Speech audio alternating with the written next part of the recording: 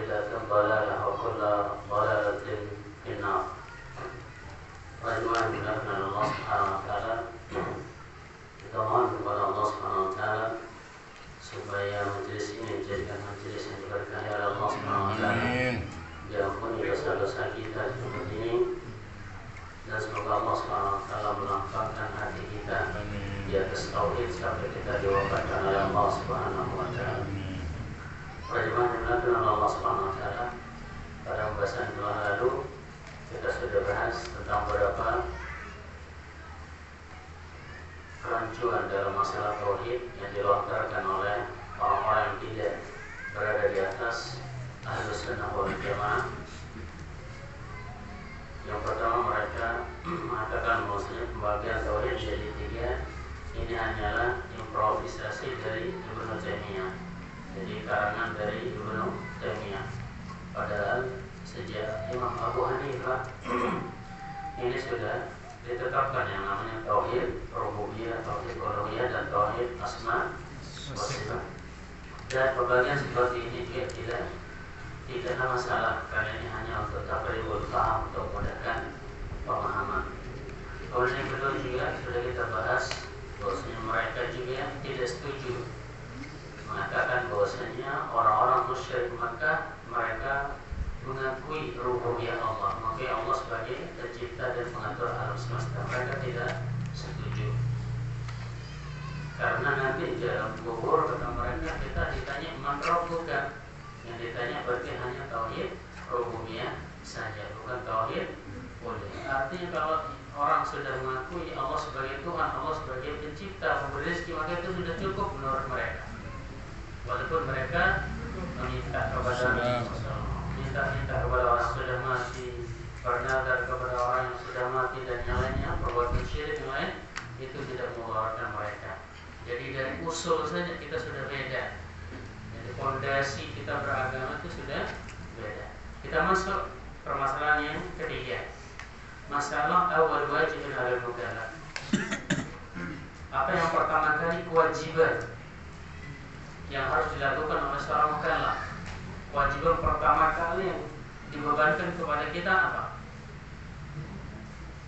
Menurut Ahlus Sunnah wal Jamaah, yang Allah wajibkan pertama kali kepada kita hambanya ini adalah mentauhidkan Allah Subhanahu wa taala. Dan kalau belum bersyahadat. Inilah kewajiban pertama manusia di muka bumi. Sebagaimana Allah berfirman dalam surah Al-Dhariyat ayat 56, "Wa ma khalaqtul jinna wal insa illa liya'budun," kecuali untuk menyembahku. Berarti ini adalah tujuan kita diciptakan, dan hal yang hak wajib untuk kita tunaikan pertama kali, yaitu menunaikan hak Allah berupa mentauhidkan Allah Subhanahu wa taala. Dan juga semua rasul mengatakan, ya qaumi ibudullah ma lakum min ilahin ghairuh. Wahai kaumku, sembahlah Allah saja, beribadah kepada Allah saja, tidak ada sembahan bagi kalian selain Allah Subhanahu wa taala. Kemudian juga dari Ibnu Abbas, tatkala Nabi sallallahu alaihi wasallam mengutus Mu'adz bin Jabal ke Yaman, apa kata beliau? Innaka taqdumu ala qaumin ahli kitab falyakun awwala ma tad'uhum ila ay wahidullah ta'ala. Kalian akan mendatangi satu kaum dari ahli kitab yang mereka punya ilmu, punya kitab, mereka juga punya dalil. Maka yang pertama kali kalian dakwahkan adalah supaya mereka mentauhidkan Allah Subhanahu wa taala. Pada Rabbul Dzalik berfirman, Allah tafarrad 'alaihim khamsa salawat.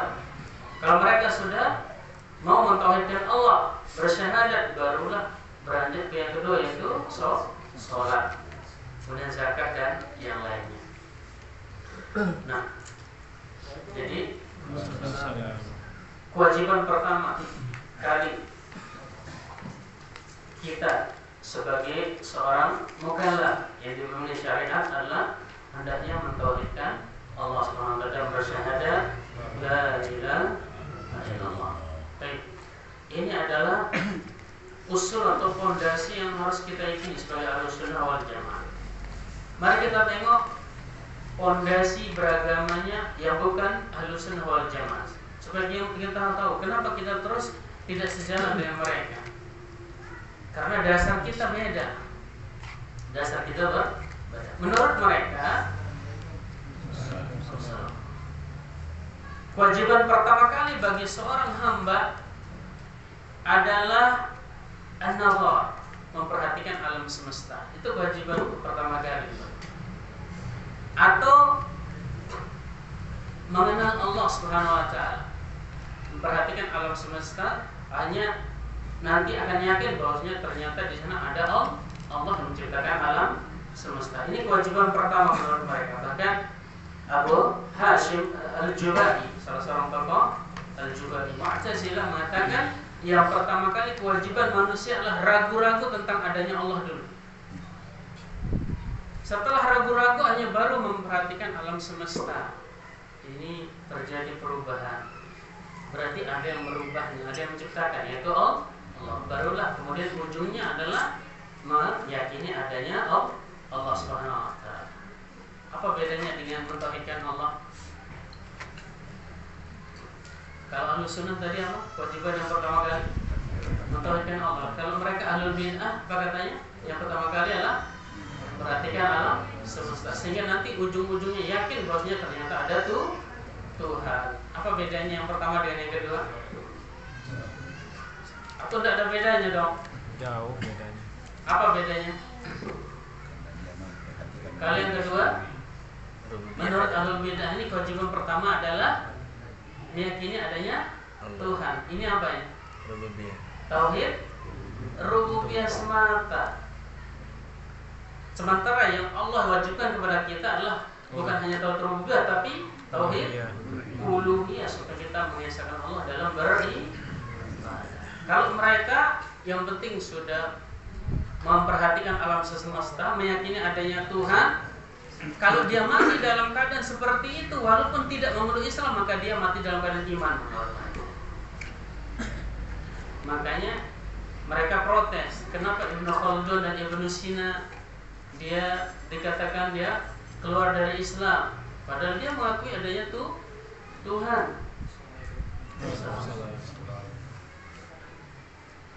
Disinilah muncul konsep bahwasanya semua agama sama itu. Kenapa? Yang penting orang sudah mengakui ada Tuhan yang mengatur alam semesta, dia mengimani walaupun belum bersyahadat, maka dia mati dalam keadaan Islam. Betul seperti itu? Jauh. Kalau sekedar tauhid rububiyah, berarti orang-orang musyrik Makkah juga lebih bertauhid daripada mereka, tapi mereka tetap dicap oleh Allah Subhanahu wa taala dan Rasulnya sebagai orang kafir. Baik. Jadi menurut mereka yang penting sudah memperhatikan alam semesta, makini adanya Tuhan, udah beriman. Walaupun nanti ya datang ke kuburan minta-minta, itu apa? Tidak merusak tauhidnya. Tauhid rububiyah. Baik. Jadi dalil mereka mengatakan bahwasanya mereka juga punya dalil. Yang pertama kali kewajiban kita adalah memperhatikan alam semesta, yaitu dalilnya adalah hudus, kejadian yang terjadi di alam semesta. Jadi yang pertama menurut mereka al-alam yataghayyar, alam ini berubah-ubah. Kullu mutaghayyir hadis, semua yang berubah-ubah berarti dia baru. Kullu hadis labudda lahu min muhdis. Yang baru itu pasti ada yang menciptakan. Yang baru itu pasti ada yang menciptakan. Oh, berarti di alam semesta ini ada pencipta yang namanya Tuhan. Selesai sama-sama selesai menurut mereka. Perkara nanti apa? Kebubus, nyembelih apa? Hewan untuk persembahan sesajen, itu tidak merusak tauhid menurut siapa? Mereka. Menurut mereka. Makanya dia marah sekali sama yang namanya Wahabi itu. Dikit-dikit syirik. Karena memang fondasi kita ini sudah beda. Mereka tauhid itu ya tauhid rububiyah saja, mengakui Allah sebagai pengatur alam semesta, Allah sebagai pemberi rezeki, Allah sebagai yang hidup mematikan. Kalau kita tidak sampai di sana, ada yang lebih penting, yaitu mentauhidkan Allah Subhanahu wa taala. Baik, kita jawab yang pertama, berdalil dengan akal seperti ini jelas keliru. Karena Nabi SAW tidak pernah disuruh oleh Allah Subhanahu wa taala. Ini adalah yang pertama kali kewajiban kau yang Muhammad adalah memperhatikan alam semesta. Kenapa? karena mengakui adanya Tuhan ini sifatnya daruri, fitrah. Manusia ketika dilahirkan itu sudah mengakui adanya pencipta Tuhan. Nanti kita lihat dalil. Ketika kita mengatakan ini dalil akal, ini tidak boleh dalam beragama, maka mereka mencari-cari dalil syar'i. Dalilnya adalah apa? Kisah Nabi Ibrahim. Dalam surah Al-An'am ayat 75 sampai 79.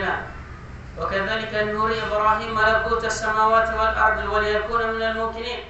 Demikianlah kami perlihatkan kepada Ibrahim kerajaan langit dan bumi supaya dia termasuk orang-orang yang yakin. Falamma janna 'alaihi al-lailu ra'a kawkaba. Ketika malam sudah tenggelam, sudah datang, Nabi Ibrahim melihat bintang. Qala hadza rabbi falamma afala qala la uhibbul afilin. Ketika bintang itu tenggelam, ketika subuh itu, apa kata Nabi Ibrahim? La uhibbul afilin. Saya tidak suka yang tenggelam. Yang tenggelam itu bukan Tuhan. Tidak berhak untuk diibadahi. Falamma ra'al qamara bazighan qala hadza rabbi. Ketika dia melihat bulan muncul pada malam purnama, hadza rabbi, ini mungkin Rabbku. Falamma afala qala la illam yahdini rabbi la akunanna minal qawmi dhalin. Kemudian ketika bulan itu terbenam, Nabi Ibrahim mengatakan seandainya Rabb saya tidak memberikan petunjuk kepada saya, maka saya akan menjadi orang-orang tersesat. Falamma ra'a asy-syamsa bazighatan qala hadza rabbi. Ketika dia melihat matahari, dia melihat ini Rabbku. Hadza akbar, ini lebih besar. Matahari lebih besar dari yang lain. Falamma afala qala ya qaumi inni bari'un mimma tusyrikun. Ketika matahari tenggelam, maka dia berkata, wahai kaumku, saya berlepas diri dari apa yang kalian persekutukan. Berarti maksudnya ini apa? Matahari bukan Tuhan. Matahari tidak patut untuk menjadi sekutu Allah. Tauhid apa ini? Uluhiyah. Namanya sekutu pasti tauhid uluhiyah. Saya berlepas diri dari apa yang kalian sekutukan. Ini wajah lillahi fatara samawati wal ardh. Saya menghadapkan wajah saya kepada Zat yang fatara samawati wal ardh, menciptakan langit dan bumi, hanifah wa ma ana minal musyrikin. Hanifah, dan saya termasuk orang-orang yang lurus dan bukan termasuk orang-orang yang berbuat syirik. Apa tafsir Ibnu